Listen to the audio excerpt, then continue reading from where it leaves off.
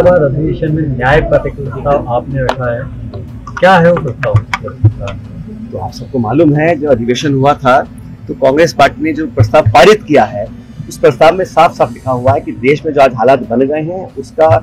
भरपूर मजबूत तरीके से पूरी कांग्रेस पार्टी विरोध करेगी और किसानों को न्याय मिले, जो हमारा वंचित वर्ग है उसके साथ हम लोग दुर्भावना ना रखें, सरकार को मजबूर करेंगे। और कांग्रेस पार्टी ने 2025 को संगठन का वर्ष घोषित किया है और प्रदेश कांग्रेस कमेटी हो, अखिल भारतीय कांग्रेस कमेटी हो, अलग अलग हम लोग अपने अभियान चला रहे हैं, ट्रेनिंग कैंप चला रहे हैं। मंडल जिला को हम लोग और मजबूत करेंगे ताकि प्रत्याशी चयन हो या अपनी पार्टी की बात रखने की बात हो, पूरे साल भर अभियान चलेगा। इससे संगठन को और ताकत मिलेगी और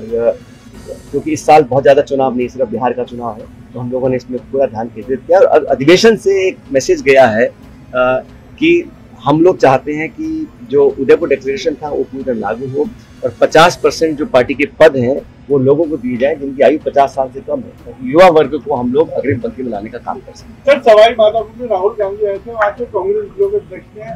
आपके सचिन पायलट को राजस्थान की कमान देनी चाहिए, ये पहलू चाहिए। मैं तो कल भी मैंने कहीं कहा था, मैं नागौर में था, कि अब 3.5 साल बचे हैं और जनता अभी से ही त्रस्त है और बदलाव के लिए बिल्कुल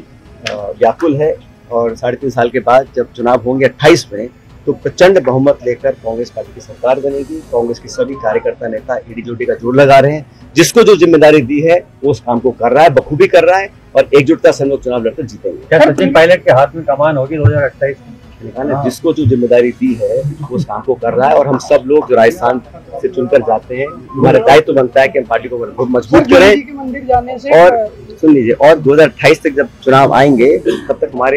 हमारा जो नियुक्तियां हैं, नए लोगों को मौका देना है, नगर पालिका के चुनाव होंगे, उन सबको जीतने के बाद अच्छे बहुमत के साथ न सिर्फ राजस्थान में, मध्य प्रदेश, छत्तीसगढ़, जो तीनों स्टेट्स के साथ चुनाव होते हैं,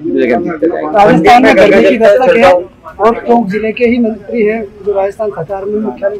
किस तरह के हालात देख रहे हैं पेयजल को लेकर राजस्थान? पूरे प्रदेश में पहले कहा था, बिजली और पानी ऐसी सुविधाएं जो हर सरकार को देनी पड़ती हैं और गर्मी शुरू होने से पहले मैंने कहा था कि हम लोग एक कंडीशनरी प्लान बनाएं, उस प्लान के आधार पे काम हो। लेकिन जैसा कहने को कुछ बचा नहीं है, जब प्रदेश की पूर्व मुख्यमंत्री ने जब पोल खोली थी सरकार की, तो मेरे कहने के लिए क्या बचा है? जो हकीकत है उन्होंने बयां कर दी है वसुंधरा जी ने, और सब पूरे देश ने देखा है कि उन्होंने क्या कहा और किस प्रकार उन्होंने सरकार की जो काम करने के तरीके को पूरे कटघरे में खड़ा किया है, हम सब ने देखा इस बात को।